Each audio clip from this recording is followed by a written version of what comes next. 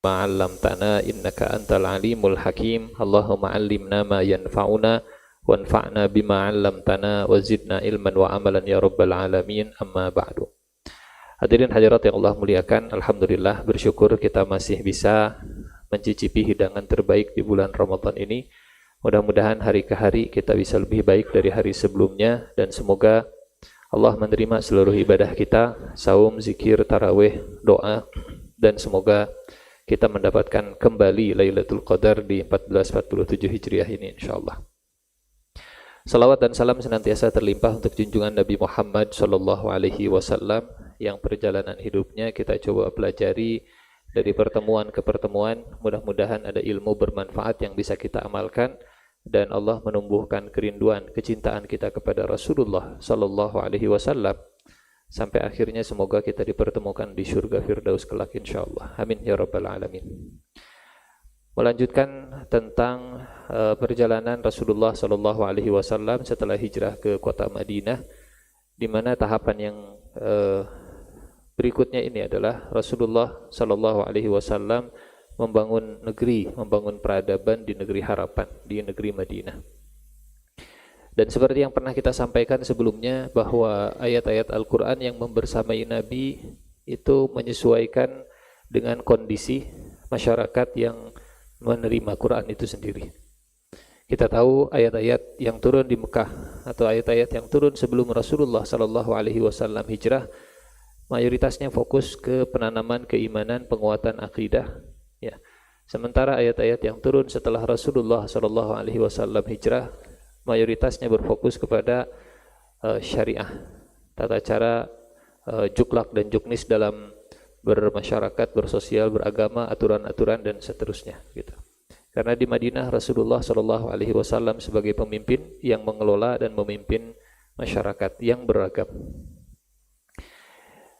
Sebelumnya kita sampaikan bahwa Rasulullah sallallahu alaihi wasallam melakukan serangkaian rencana dari mulai membangun masjid, kemudian mempersaudarakan atau ta'akhi, kemudian menyusun konstitusi di Madinah, kesepakatan bersama Piagam Madinah. Kemudian Rasulullah sallallahu alaihi wasallam juga melakukan sensus, mengumpulkan semua informasi penting terkait dengan penduduk negeri Madinah, dan beliau juga membangun informan gitu ya. Intelijen bahasa kita mungkin, dan patroli militer menjaga perbatasan negeri Madinah untuk mengawasi pergerakan-pergerakan yang sekiranya akan mengancam negeri Madinah itu sendiri. Seingat saya di pertemuan terakhir kita sudah membahas dua poin. Yang pertama, masjid dan ta'akhi, sehingga pagi ini kita akan lanjut, kita bahas insyaallah piagam Madinah insyaallah. Sebelum piagam Madinah kita masuk ke sini dulu, ke sensus penduduk dulu. Sensus yang dilakukan Nabi di Madinah. Berangkat dari hadis riwayat Bukhari. Dalam hadis riwayat Bukhari, Rasulullah sallallahu alaihi wasallam memerintahkan para sahabat, qala an-nabiy sallallahu alaihi wasallam, uktubu li man talaffadha bil islami minan nas. Fakatabna lahu 1500 rajul. Faqulna nakhaf wa nahnu 1500. Falaqad ra'aituna ubtulina hatta innar rajula la yusalli wahdahu wa huwa khaif. Kata Nabi, tulislah oleh kalian untukku siapa saja orang-orang yang telah mengucapkan Islam. Disurvei siapa saja yang muslim, siapa saja yang KTP-nya muslim. Dan kita tahu Rasulullah sallallahu alaihi wasallam tidak bisa membaca. Tapi Rasulullah memerintahkan uktubu li. Ini menarik. Jadi walaupun Nabi hanya mendapat laporannya, jumlahnya sekian, tapi dokumentasi itu dimiliki oleh para sahabat. Pentingnya mendokumentasikan hasil dari kerja-kerja para sahabat, ya, hasil dari surveinya para sahabat. Uktubuli. Maka para sahabat, kami pun menulis untuk beliau 1.500 orang. Kemudian komentar para sahabat, apakah kita masih merasa takut terhadap musuh? Padahal jumlah kita sudah 1.500 orang.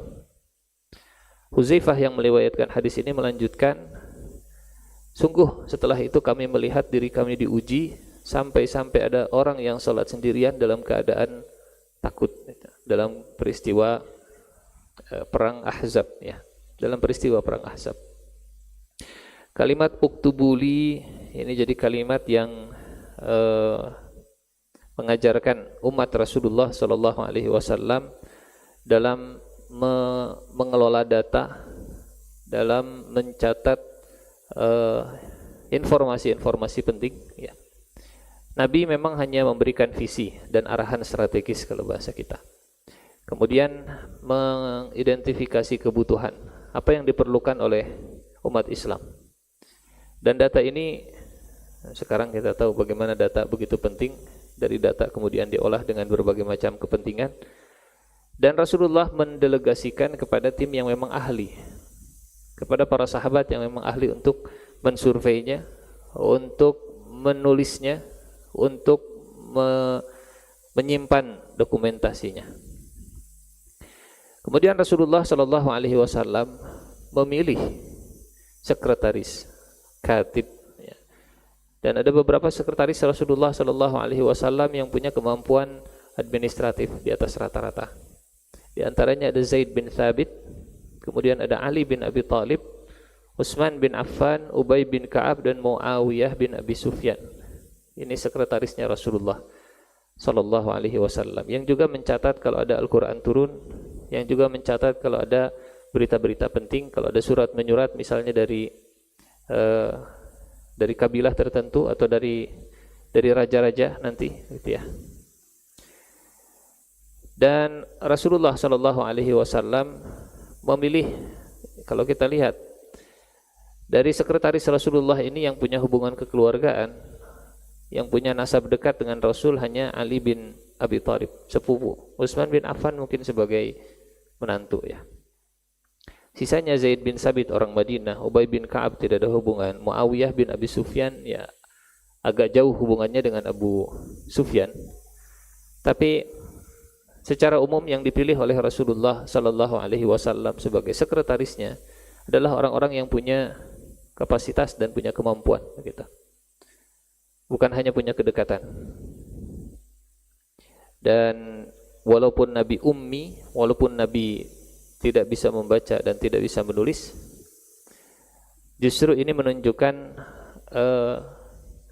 mukjizatnya Rasulullah, keistimewaan Rasulullah Sallallahu Alaihi Wasallam. Bagi kita, ummi itu kekurangan. Bagi Nabi, ummi itu adalah sebuah keistimewaan dan kelebihan, gitu. Karena dalam surat Al-Ankabut Allah menegaskan seandainya Nabi Muhammad Sallallahu Alaihi Wasallam itu bisa membaca dan menulis, idzan lartabal mubtilun. Ada ayat dalam surat Al-Ankabut, persisnya di ayat ke-48. Kita coba share. A'udzubillahi minasyaitonir rajim. Wa ma kunta tatlu min qablihi min kitabin wa la takhutuhu biyaminika idzal lartabal mubtilun. Dan kamu tidak pernah membaca sebelumnya sesuatu kitab pun, dan kamu tidak pernah menulis suatu kitab dengan tangan kananmu. Andai kata kamu pernah membaca dan menulis, benar-benar ragulah orang-orang yang mengingkarimu. Surat Al-Ankabut ayat 48. Justru umminya Nabi adalah kelebihan, ya. Ibaratnya mungkin ini hanya sekedar ilustrasi.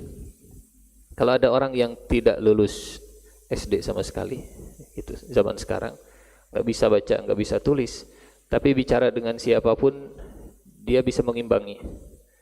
Dengan profesor dia nyambung, dengan ilmuwan dia nyambung, gitu. Dengan teknokrat dia nyambung, dengan pejabat dia bisa nyambung.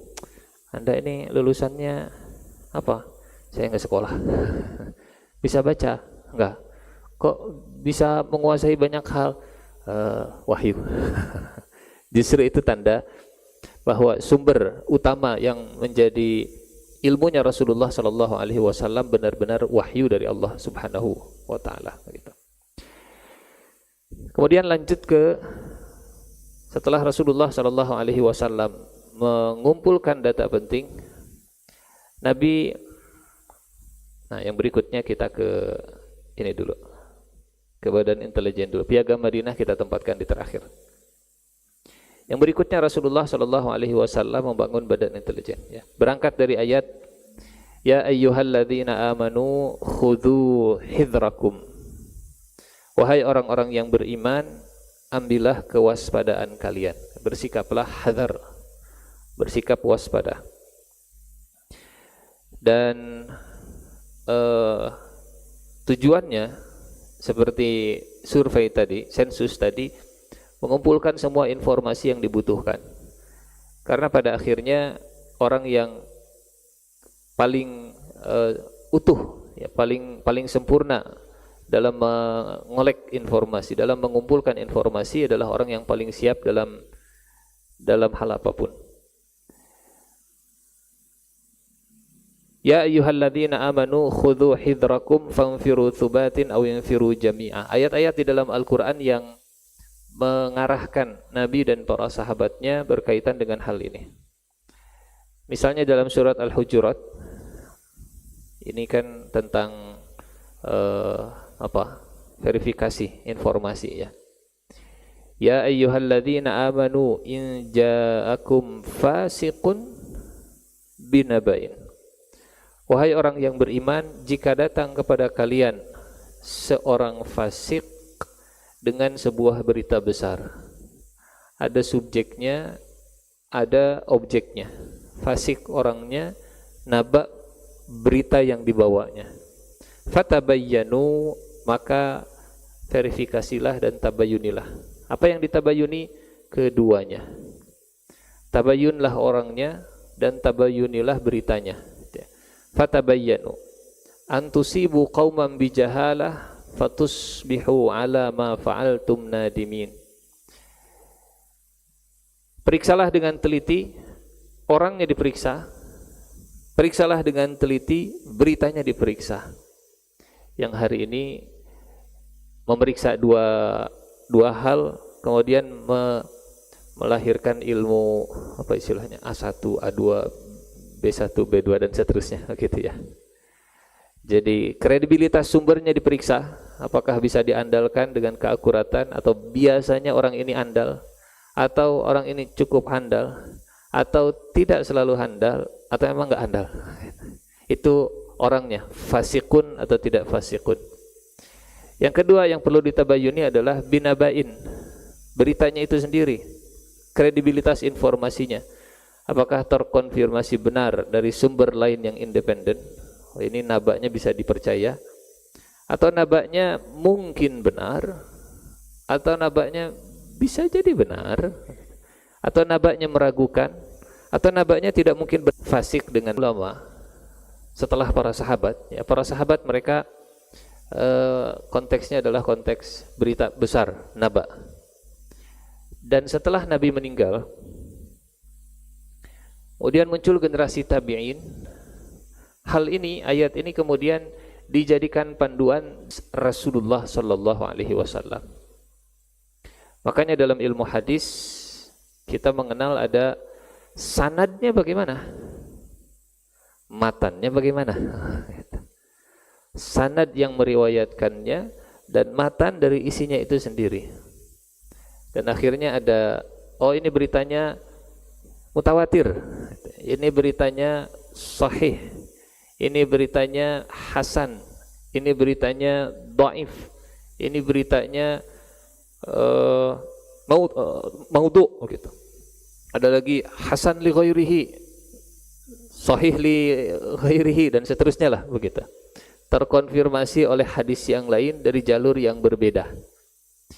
Dan saya kira agama ini sudah lebih dulu daripada A1, B2, C3 dan seterusnya, gitu. Berangkat dari binabain, fasikun binabain fatabayyanu. Tabayyunlah kedua-duanya. Tabayyunilah orangnya termasuk dalam kategori yang mana, dan tabayyunilah beritanya termasuk dalam kategori yang mana. Dan kalau kita coba buat perbandingan, ya, Kalau kita coba buat perbandingan antara ilmu hadis dengan ilmu A1, B2 dan seterusnya, ternyata banyak kesamaannya, begitu ya.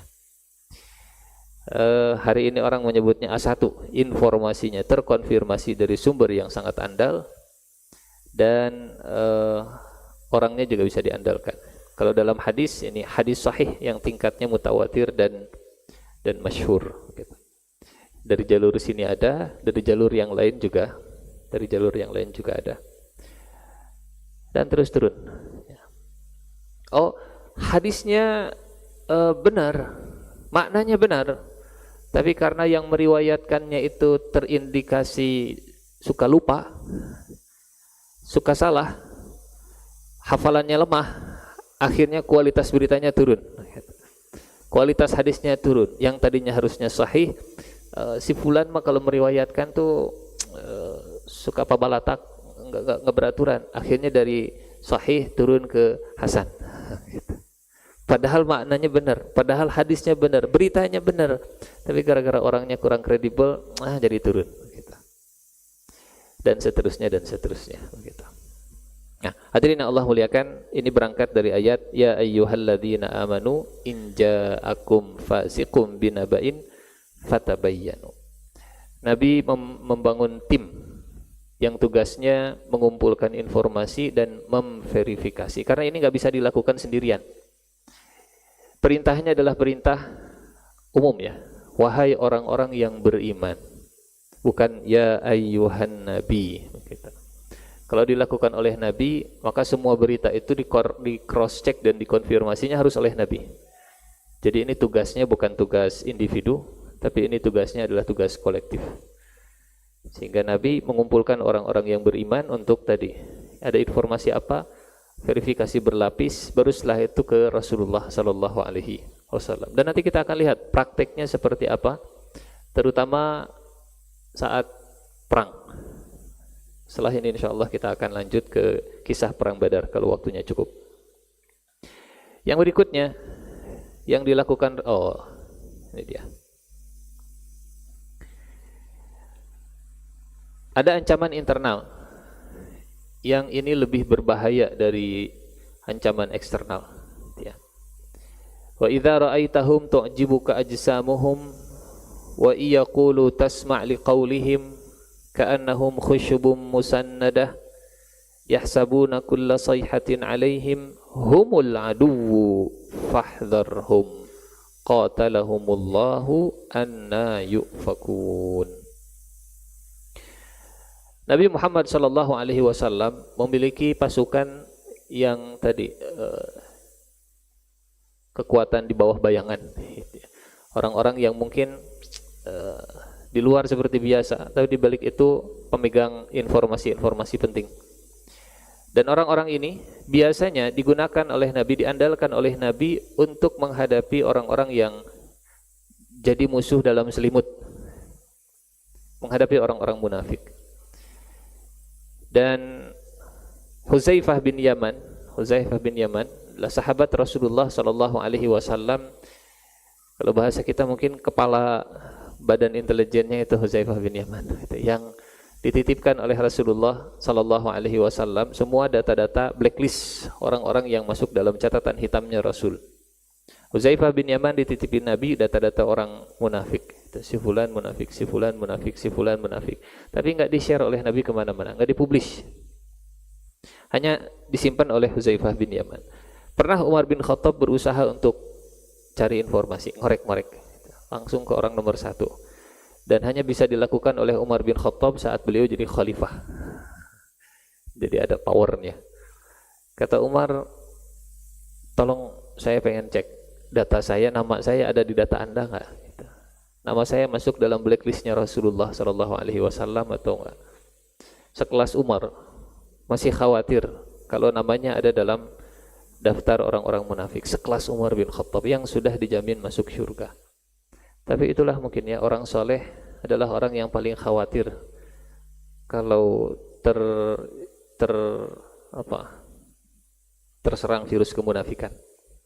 Orang soleh orang yang takut kalau sikapnya ada kemunafikan, gitu. Kata Umar, tolong kasih tahu, apakah saya masuk dalam daftar hitamnya Rasulullah Sallallahu Alaihi Wasallam? Kata Huzaifah, itu kotak Pandora yang tidak boleh dibuka. Itu rahasia Rasulullah Sallallahu Alaihi Wasallam. Ditekan, please, sekali aja, nggak akan nanya lagi, nggak akan. Gitu. Sampai akhirnya karena mungkin terus-terusan ditekan, kata Huzaifah, Anda tidak ada dan jangan tanya saya lagi. Anda bukan termasuk list orang munafik dan jangan tanya saya lagi. Tapi Umar bin Khattab pintar. Umar bin Khattab akan melihat Huzaifah menyolatkan orang yang meninggal atau enggak. KTP-nya Islam, tapi kalau enggak disolatkan, Umar langsung curiga, oh si fulan berarti. Karena di zaman Rasulullah Sallallahu Alaihi Wasallam, Nabi pernah ditegur oleh Allah Subhanahu Wa Taala supaya Nabi tidak menyolatkan orang-orang munafik gitu, yang jelas permusuhannya kepada umat Islam walaupun KTP-nya Islam. Allah melarang nabinya untuk menyolatkan mereka, dan dari situ akhirnya Huzaifah mengikuti Rasulullah Sallallahu Alaihi Wasallam gitu. Ini tentang informannya Rasulullah Sallallahu Alaihi Wasallam. Yang berikutnya, ini mungkin agak panjang ya. Piagam Madinah yang disusun, konstitusi pertama yang disusun oleh Rasulullah Sallallahu Alaihi Wasallam dan umat Islam. Hadirin hadirat yang Allah muliakan, Piagam Madinah ini bisa kita sebut inspirasi abadi, ya, sumber inspirasi abadi membangun negeri yang adil dan beradab dalam keberagaman. Ada 47 pasal di Piagam Madinah yang kalau kita coba kaji satu persatu pasalnya, kita sudah jago jadi anggota dewan kayaknya. Oke, ya. Karena Masya Allah, kok bisa di tengah padang pasir baru membangun, belum berjalan, tapi sudah bikin undang-undang serinci dan sedetil itu. Kalau bukan dipandu oleh ayat-ayat Al-Quran, kalau bukan di-guide oleh surat Al-Baqarah yang sebelumnya pernah kita sampaikan, mungkin yang seperti ini susah untuk disusun. Ya. Apa isi Piagam Madinah?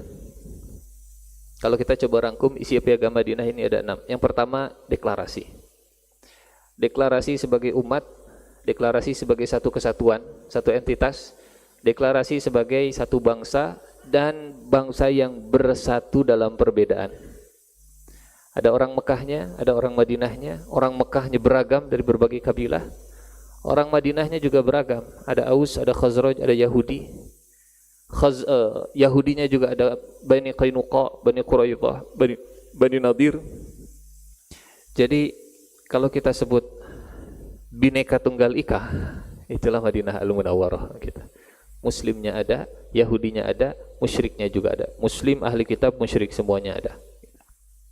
Dan semuanya dibalut dalam satu konstitusi, Persatuan Madinah, Persatuan Indonesia. Ada jaminan sosial dan hak antar kabilah. Jadi semua kabilah yang ada di Madinah itu punya hak masing-masing untuk ngurus kabilahnya. Internal setiap kabilah itu tetap diakui kepala kabilahnya. Tapi yang mengordinir semua kepala kabilah adalah Rasulullah Sallallahu Alaihi Wasallam. Ibaratnya mungkin kalau sekarang Gubernur Jabar nggak boleh ikut campur urusan Gubernur Jakarta. Gubernur Jakarta jangan ribut dengan urusan Gubernur Lampung misalnya. Wali Kota Bandung jangan riwuh dengan urusan Cimahi. Bandung dengan Bandung, Cimahi dengan Cimahi.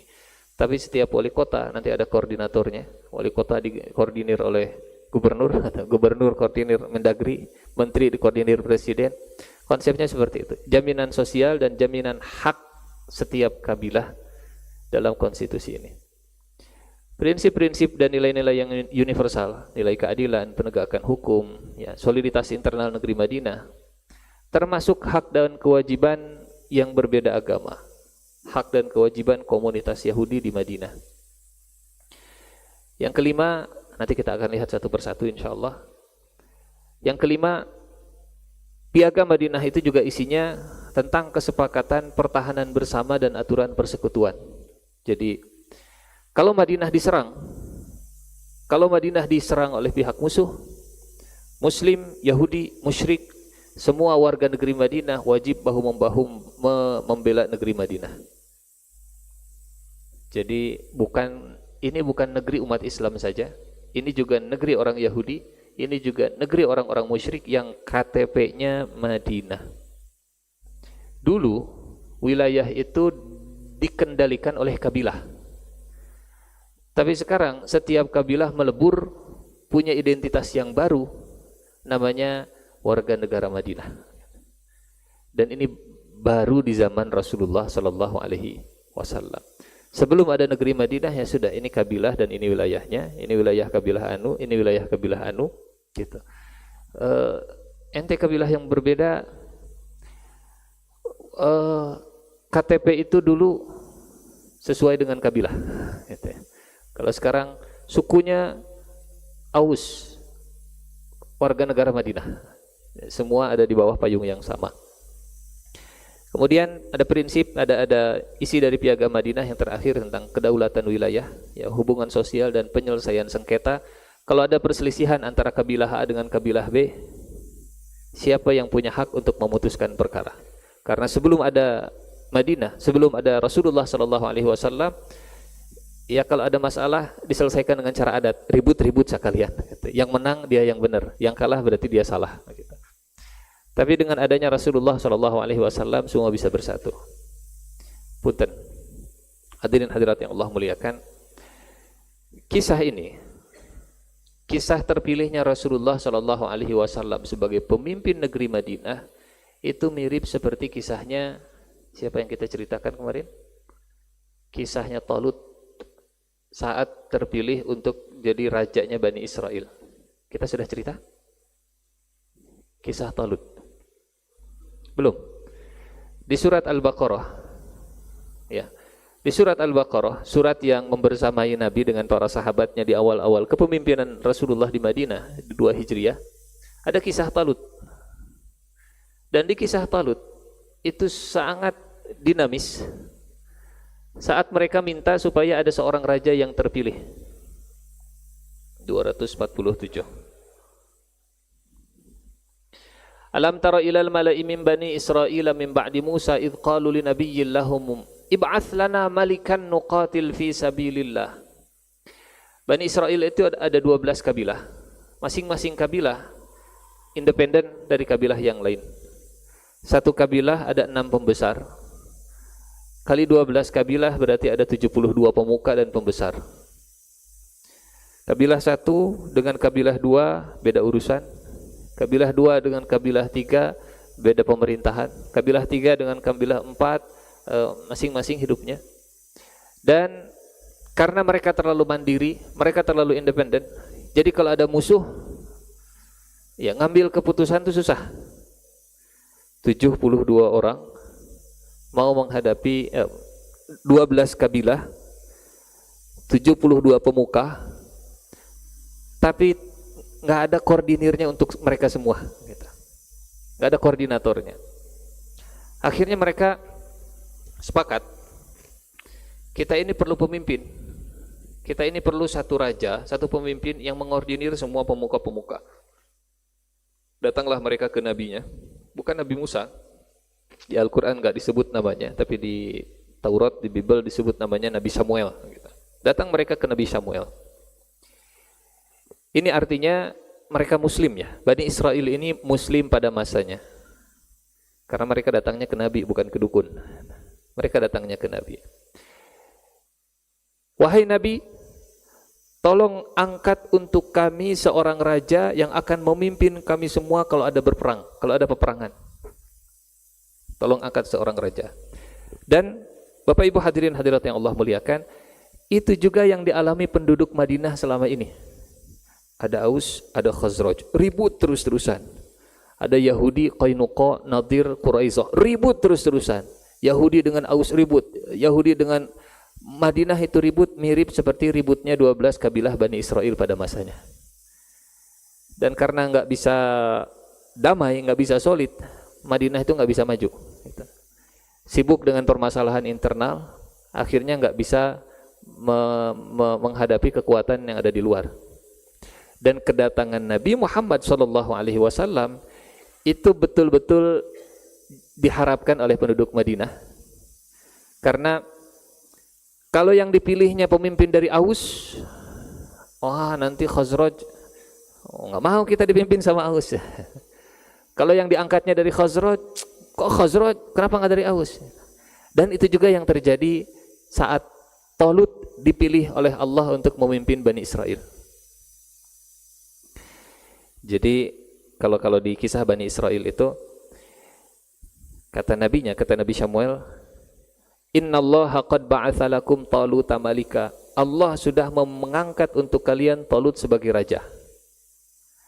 Kata Bani Israel, kok Talut yang jadi raja? Kami lebih berhak dari Talut. Karena Talut bukan termasuk 72 pemuka tadi. Dan Talut itu nggak punya duit. Walam yu'ta sa'atan minal mal. Mau jadi raja itu harus punya duit dong. Mau jadi pemimpin itu harus ada modalnya dong, harus ada duitnya dong. Talut tuh nggak punya duit. Walam yu'ta sa'atan minal mal. Gitu. Kata nabinya, Innallaha astafahu alaikum. Kayaknya kita pernah cerita ini? Belum? Belum ya? Nabinya bilang, Innallaha qad ba'atha lakum. Allah sudah mengangkat Talut untuk kalian. Kenapa Talut? Innallaha astafahu alaikum. Allah sudah memilih Talut untuk kalian. Bani Israel, mereka susah untuk menerima Talut. Padahal nabinya sudah bilang, ini Allah yang mengangkatnya. Ini Allah yang memilihnya. Bahkan sampai kalimatnya itu pakai inna begitu. Inna Allaha qad. Innallaha qad ba'atha lakum. Huruf taukid. Ya, huruf taukid pakai inna, pakai qad begitu. Dan kalimatnya adalah kalimat ismiyah. Redaksinya enggak begini. Ba'athallahu lakum Taluta malika. Dalam bahasa Arab ini disebutnya jumlah fi'liyah. Tapi jumlah fi'liyah itu enggak sekuat jumlah ismiyah. Kalau jumlah fi'liyah itu dimulai dengan kata kerja, kalau jumlah ismiyah itu dimulai dengan kata benda.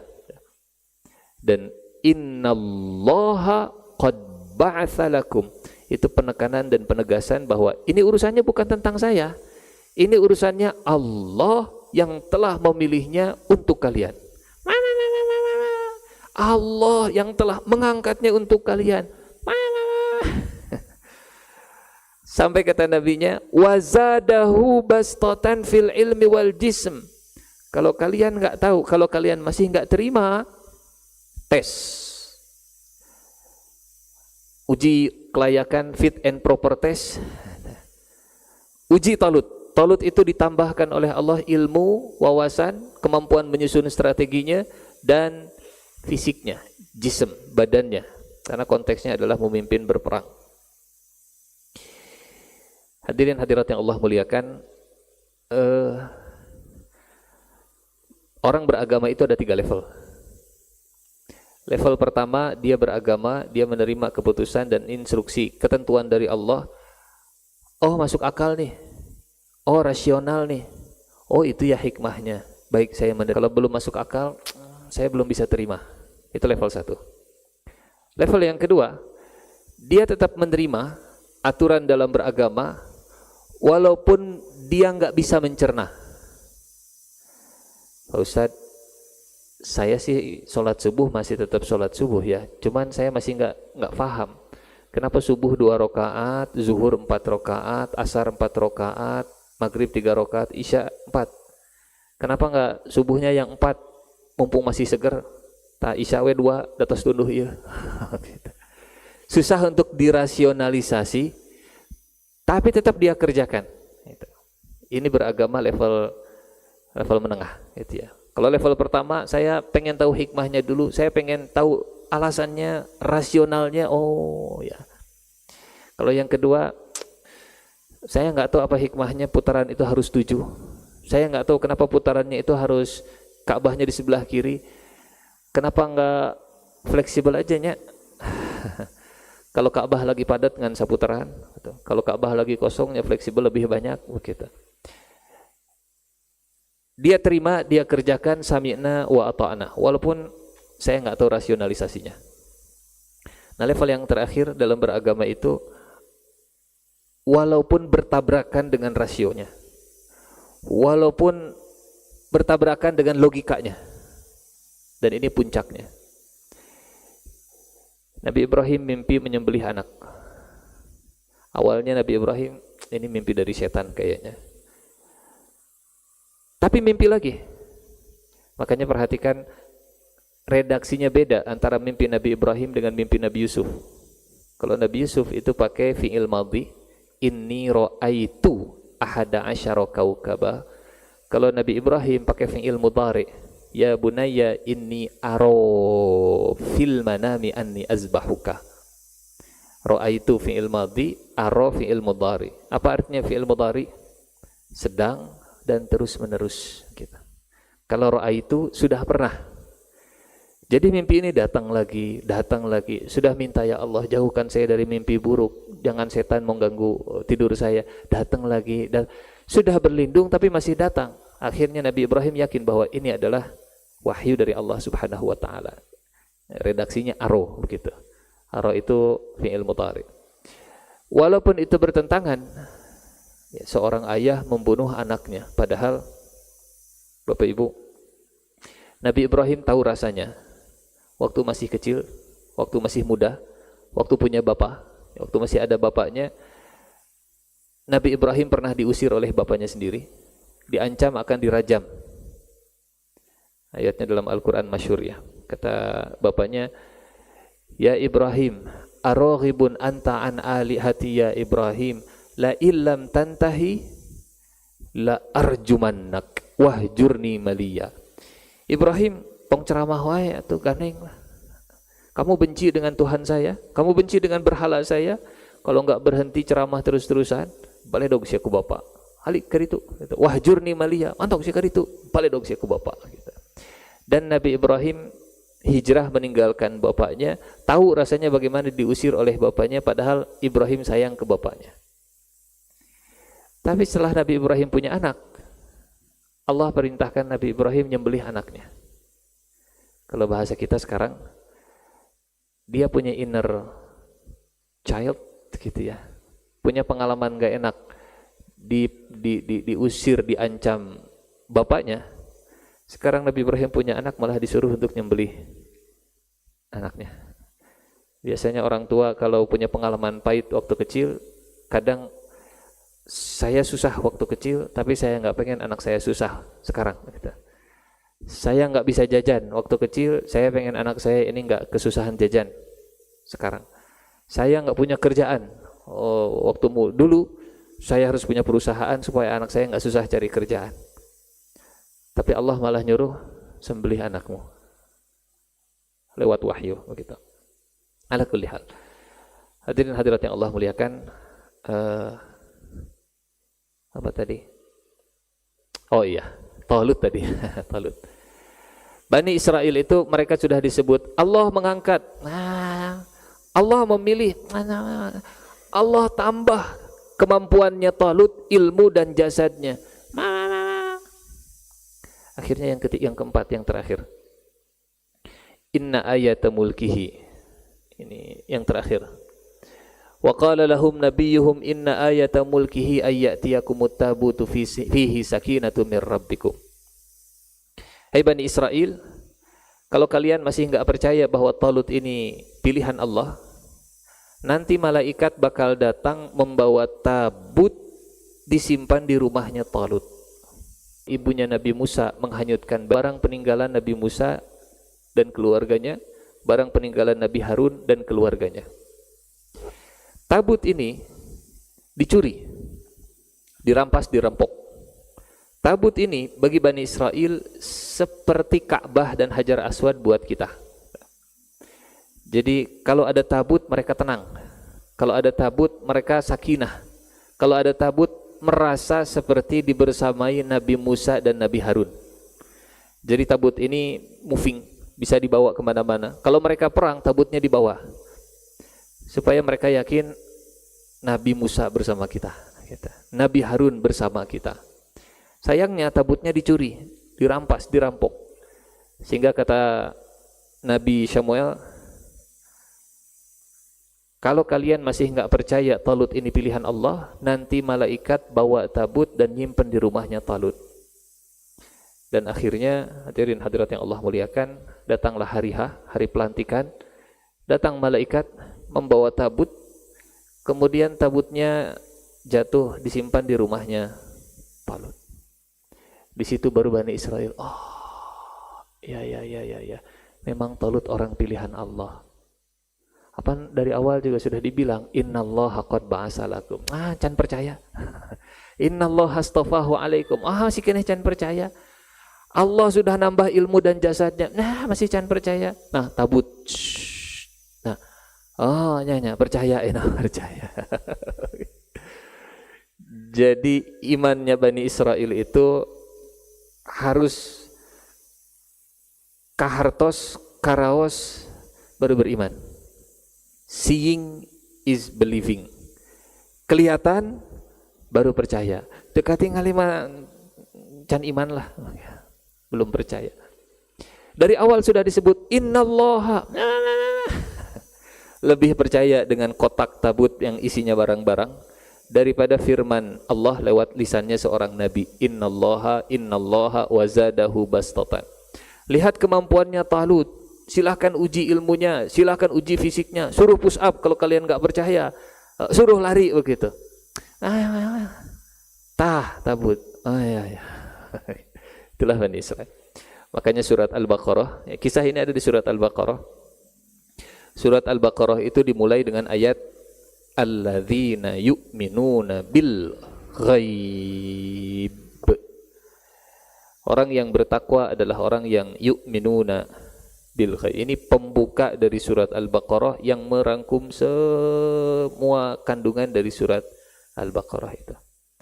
Kita balik lagi ke isi piagam Madinah. Hadirin hadirat yang Allah muliakan, ya. 6 poin utama isi dari piagam Madinah. Kita lihat pembukaan dan pasal 1. Bismillahirrahmanirrahim. Hadza kitabun min Muhammadin Nabi sallallahu alaihi wasallam bainal mu'minina wal muslimina min Quraisy wa Yathrib wa man tabi'ahum falahiqa bihim wa jahada ma'ahum. Bismillahirrahmanirrahim. Ini adalah tulisan, catatan, ya, keterangan, ketetapan. Kitab itu artinya sesuatu yang ditulis dan sudah tetap. Ini adalah ketetapan dari Muhammad sang Nabi sallallahu alaihi wasallam antara orang beriman, antara mukmin dan muslim dari Quraisy dan mukmin dan muslim dari Yathrib, dan siapapun yang mengikuti mereka dan menyusul mereka dan berjuang bersama mereka. Pembukaan bahwa sesungguhnya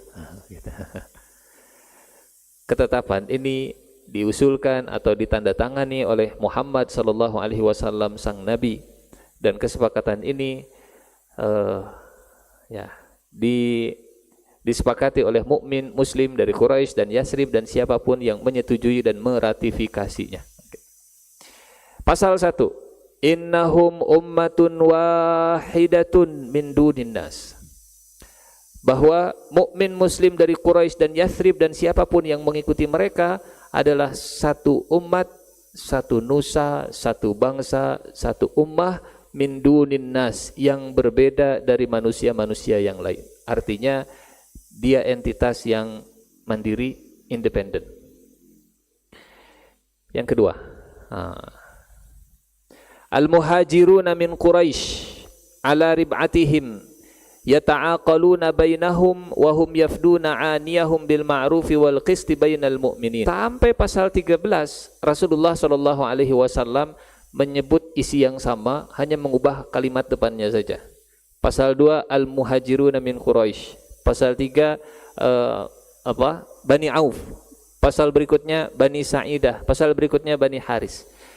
Kalau kita dalam kontrak, pihak-pihak yang terkait. Pihak 1 nama alamat, pihak 2 nama alamat, pihak 3 nama alamat, pihak 4 nama alamat. Begitu sistematis Piagam Madinah ini disusun oleh Rasulullah sallallahu alaihi wasallam yang tidak bisa baca, tidak bisa menulis, tapi memberikan instruksi ke yang bisa membaca dan menulis. Apa isinya? Orang Muhajirin dari Quraisy, ya, dengan berbagai latar belakangnya, mereka saling tolong-menolong di antara mereka, mereka saling membantu orang susah di antara mereka dengan cara yang baik dan berbuat adil di antara orang-orang yang beriman sesama mereka. Bani Auf juga demikian, Bani Sa'idah juga demikian. Apa artinya? Piagam Madinah ini mengakui sistem yang selama ini berlaku di kabilah-kabilah yang ada. Tolong-menolong yang selama ini sudah ada, itu tidak dianulir, lanjutkan. Bani Auf lanjutkan, Bani Sa'idah lanjutkan, Bani Haris lanjutkan. Pertama, membangun identitas kolektif.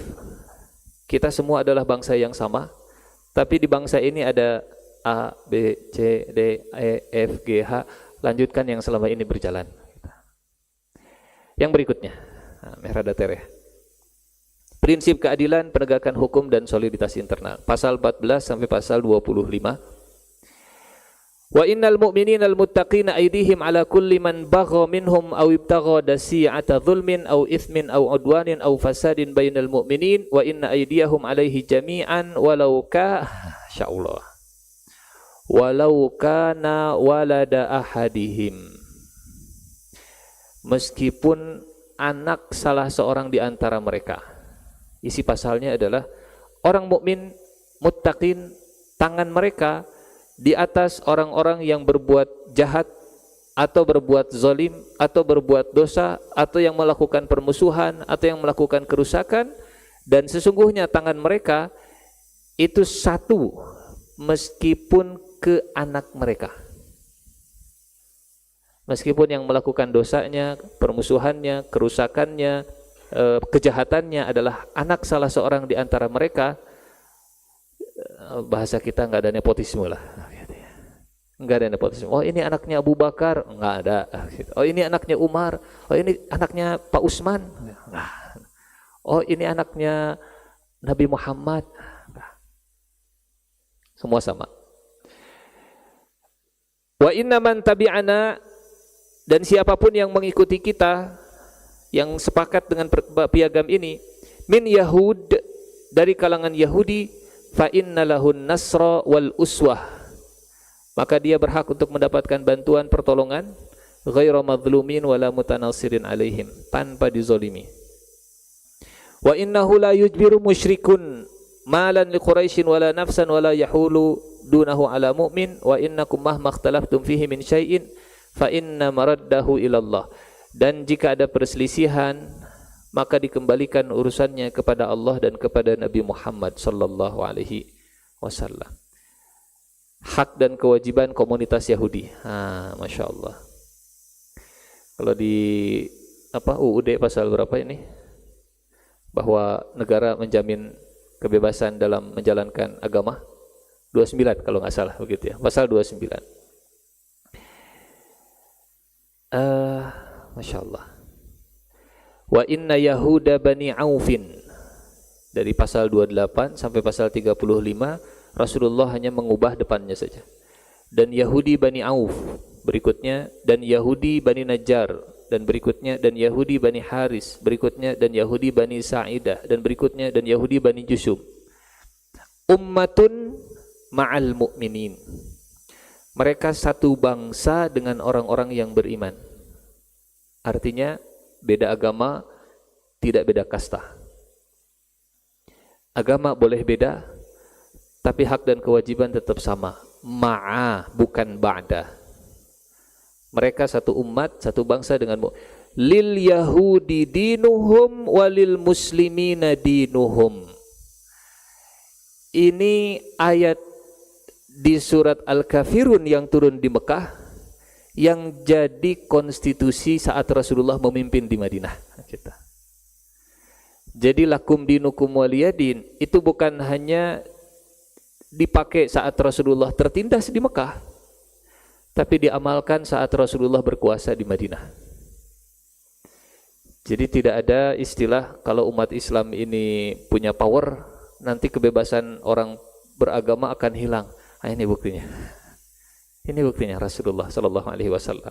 Lil Yahudi dinuhum walil muslimina dinuhum. Oh, kalau Palestina merdeka nanti Yahudi itu nggak bisa lagi.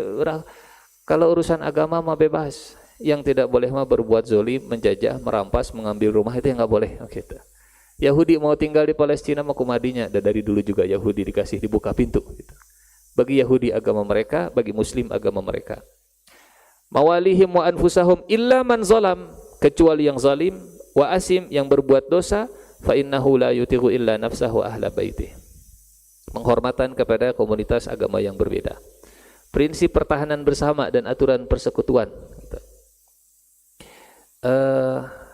Wa inna 'alal yahudi nafaqatahum wa 'alal muslimina nafaqatahum. Yahudi punya tanggung jawab dalam berinfak dan Muslim juga punya tanggung jawab dalam berinfak. Semua punya kewajiban untuk menyisihkan harta.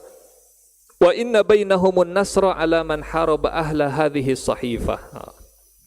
Wa inna, dan sesungguhnya bainahum, di antara Yahudi dan Muslim, an-nasra, saling tolong menolong, 'ala man haraba, untuk menghadapi siapapun yang memerangi ahla hadhihi sahifah.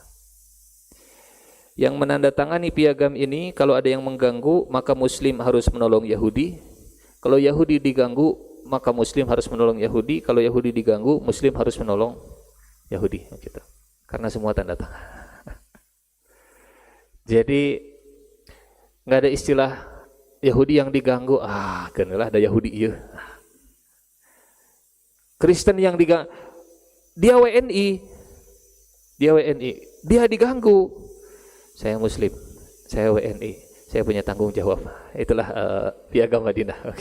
Itulah piagam Madinah. Ya, kedaulatan. Wa inna Yathriba haramun jawfuha li ahli hadhihi sahifah. Dan negeri Yathrib itu haram isinya untuk diganggu oleh orang-orang yang menyepakati piagam Madinah ini. Dan seterusnya dan seterusnya. Hadirin yang Allah muliakan. Ya, ini terjemahannya ada ya. Pasal 3, pasal 12, 13 dan seterusnya. Intinya 47 ya, pasal-pasal yang disusun oleh Rasulullah sallallahu alaihi wasallam ini, kalau kita rangkum tadi ada 6, dan kalau saya coba banding-banding, kita bikin studi komparasi misalnya antara Piagam Madinah dengan UUD 1945 gitu. Apakah UUD 1945 itu sudah ada nafas Piagam Madinahnya? Ada. Nafasnya ada. Nafasnya ada. Jadi ya alhamdulillah. Pertama, Pancasila kita itu dibuka dengan ketuhanan yang Maha Esa. Ada persatuannya, dan itu semua ada ya. Inspirasi dari Piagam Madinah adalah inspirasi abadi dalam menyusun negeri. Mungkin kalau Palestina merdeka juga akan pakai ini, pasti begitu ya, akan pakai ini. Wallahu a'lam bissawab. Saya kira ini saja mungkin yang bisa disampaikan untuk pertemuan hari ini. Mudah-mudahan bermanfaat. Saya kembalikan ke Pak Joni sebagai moderator. Assalamualaikum warahmatullahi wabarakatuh. Waalaikumsalam warahmatullahi wabarakatuh. Alhamdulillah, Masya Allah, jazakallah khair. Banyak hal yang ternyata seperti saya sampaikan tadi terkuak ya, sirah nabawiyah ini, hal-hal yang sebelum kita tidak tahu ternyata dibuka oleh beliau. Dan mungkin sesuai dengan tadi apa yang saya sampaikan, setelah pemaparan materi ada saya tanya jawab, mungkin kita buka 3 penanya saja. Maksimal sampai jam 8 Ustaz ya? Sampai maghrib gitu. Mangga kalau ada yang mau bertanya silakan.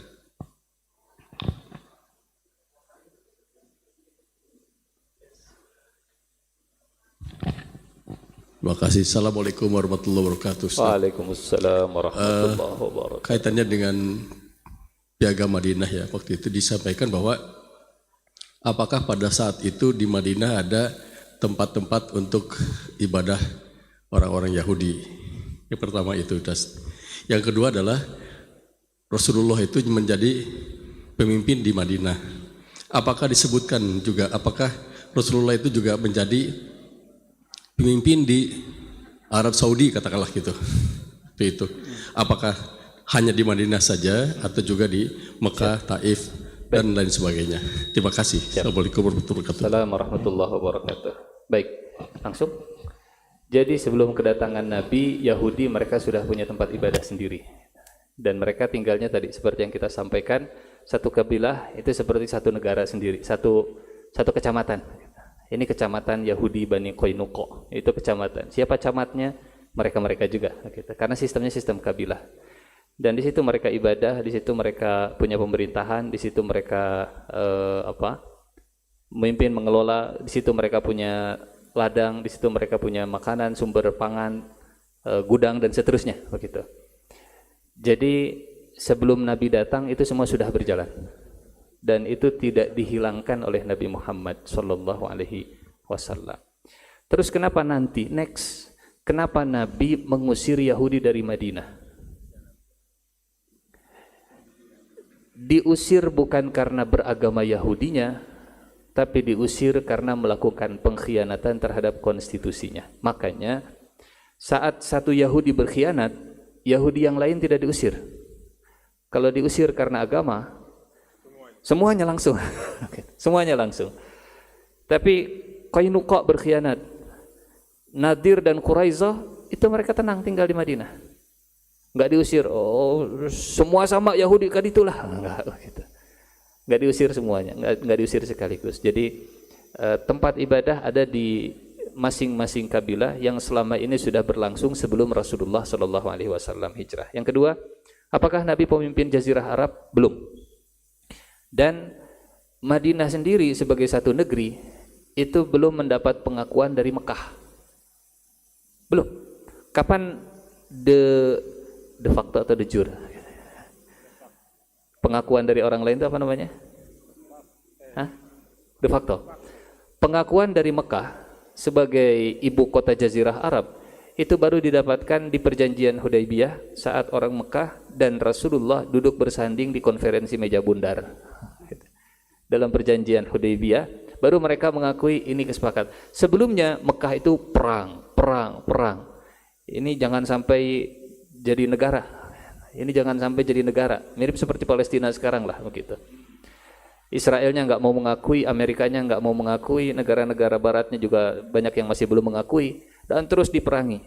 Sampai akhirnya ada satu masa, ya ini urusannya one state solution atau two state, kumangke lah begitu ya. Sampai akhirnya di perjanjian Hudaybiyah, Mekah dan Madinah duduk bersama bikin kesepakatan gencatan senjata selama 10 tahun. Ini tanda tangan orang Mekah, kalau bahasa kita sekarang, ini tanda tangan Rasulullah Shallallahu Alaihi Wasallam. Kalau sudah setara, berarti Mekah sudah mengakui Madinah. Makanya setelah perjanjian Hudaybiyah, Rasulullah baru kirim surat ke raja-raja. Kenapa baru saat itu kirim suratnya? Karena sekarang sudah diakui oleh Mekah. Maka kerajaan yang ada di sekitar mereka juga akan mengatakan, oh ini resmi negara yang diakui. Kalau sejak awal kirim surat, ini negara mana? Mekah juga nggak mengakui, gitu. Kenapa saya harus respon surat ini dengan serius kalau Mekah juga nggak mengakui? Jadi timingnya Rasulullah dakwah keluar itu setelah dapat stempel dari Mekah, gitu ya. Duduk bersanding baru setelah itu kirim surat. Seperti itu mungkin. Wallahu a'lam bishawab. Maka yang kedua barangkali masih ada. Cukup? Alhamdulillah. Sepertinya cukup Ustaz. Siap. Jadi kalau nanti kurang kita ulang lagi rekaman di YouTube karena insya Allah banyak hikmah-hikmah yang mungkin tadi kita ngantuk.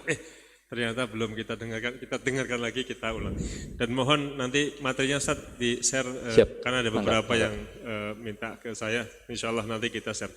Demikian Bapak dan Ibu sekalian, alhamdulillah jazakallah khair katsira kepada Ustaz Kang Abe yang telah membersamai kita pada Ramadan ke-19 ini dalam kajian Ahad subuh ya, Sirah Nabawiyah. Mudah-mudahan insyaallah kelak kita akan jumpa lagi di bulan Syawal ya, insya Allah di bulan Syawal atau di bulan April, insya Allah kita ketemu lagi, melanjutkan lagi terkait dengan hijrah Rasulullah SAW.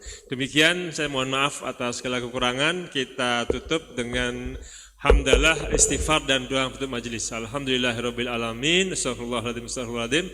Subhanakallahumma bihamdika asyhadu alla ilaha illa anta astaghfiruka wa atubu ilaik.